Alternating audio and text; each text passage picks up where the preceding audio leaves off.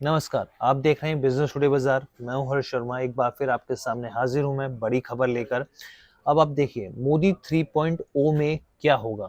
अभी तक आपने पिछले 10 साल का पूरी चीज़ें देखी, किस तरीके से कौन से सेक्टर पे सबसे ज़्यादा फ़ोकस रहा मोदी गवर्नमेंट का, उससे कौन से स्टॉक्स को फ़ायदा होता हुआ दिखा, ये सब हम लोग जानते हैं।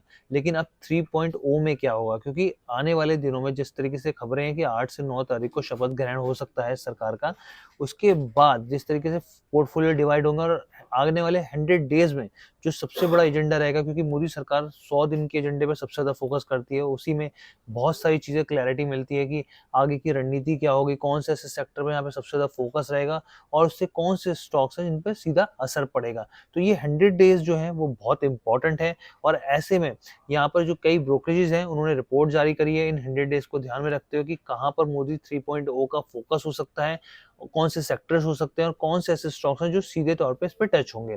तो चलिए हम लोग आपको बताते हैं कि इस पूरे जितने भी ब्रोकरेजेस की रिपोर्ट आई है, कितनी इम्पोर्टेंट है ये और किन चीज़ों पे ध्यान देना चाहिए। लेकिन उससे पहले गुज़ारिश है कि हमारे चैनल बिज़नेस टुडे बाज़ार को लाइक, शेयर, सब्सक्राइब करना मत भूलिएगा।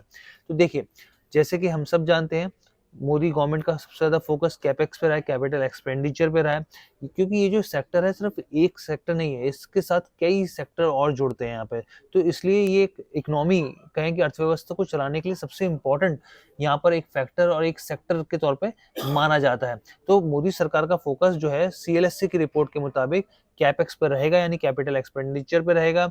3.0 मोदी सरकार जो है कई तरह की नई योजनाएँ लागू कर सकती है। 100 दिन के जो महत्वाकांक्षी इनका जो पूरा पूरा प्लान रहेगा, तो नई सरकार जो है कैपेक्स को लेकर कई बड़े ऐलान कर सकती है, यहाँ पे उनका कहना है। और साथ ही उन्होंने कहा है कि इनोवेटिव फंडिंग और साथ ही आरबीआई डिविडेंड का इस्तेमाल भी यहाँ पे कई चीज़ों में किया जा सकता है और खासकर सोशल जो सामाजिक कार्य है उसमें भी ये जो फंड है वो जाता हुआ दिख सकता है यहाँ पर। तो यानी कि इंफ्रा के स्पेस में ज़्यादा फोकस रहेगा यहाँ पर। इसके साथ ही उन्होंने कहा है कि जो सहयोगी दल हैं, जो कि घटक दल हैं, जो इनके साथी हैं, उनका भी राज्यों में जो भी राज्य से जुड़े हुए हैं, जैसे मान लीजिए टीडीपी है, वो यहाँ पर या फिर और दूसरे जैसे नीतीश कुमार हैं, जैसे जेडीयू की बात की जाए, तो जो ऐसे राज्य हैं, उनके राज्यों के भी कैपिटल एक्सपेंडिचर को बढ़ाने पर भी यहाँ पर फोकस रहेगा यहाँ पे सरकार का। कौन से ऐसे स्टॉक्स हैं जो सीधा इस पे टच करेंगे, सीधा इन पे असर देखने को मिलेगा? तो इसमें रिपोर्ट में कहा गया एल-एन-टी, आईआरबी, एनसीसी, जे कुमार इंफ्रा जैसे स्टॉक्स हैं, इनको सीधा फायदा इस इन फैसलों से देखने को मिल सकता है। अब इसके अलावा यहाँ पर जेफरीज की रिपोर्ट आई है।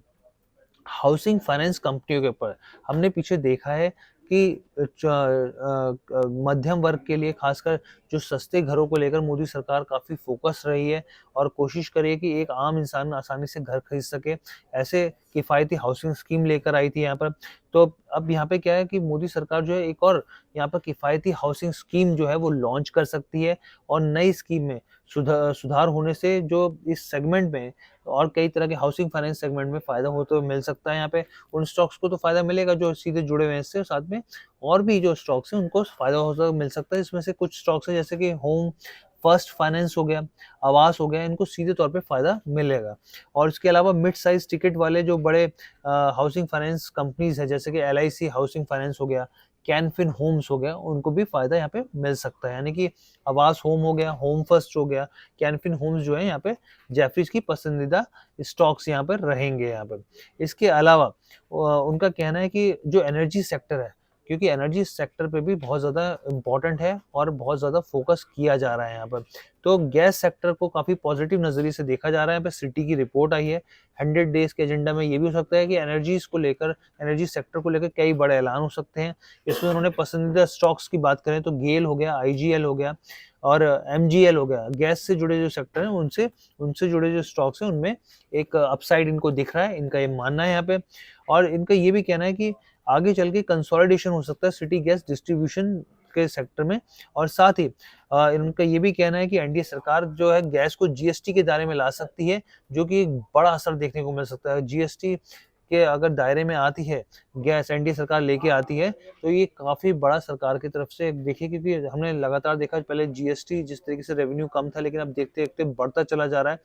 हर महीने का रेवेन्यू नए आंकड़े को टच कर रहे हैं, तो उसी हिसाब से जो ये गैस अगर सरकार के ये जीएसटी के अंदर आती है, तो एक बड़ा यहाँ पे भी फ़ायदा होता हुआ दिखेगा। वीडियो पसंद आया तो हमें लाइक, कमेंट, शेयर और सब्सक्राइब जरूर करें।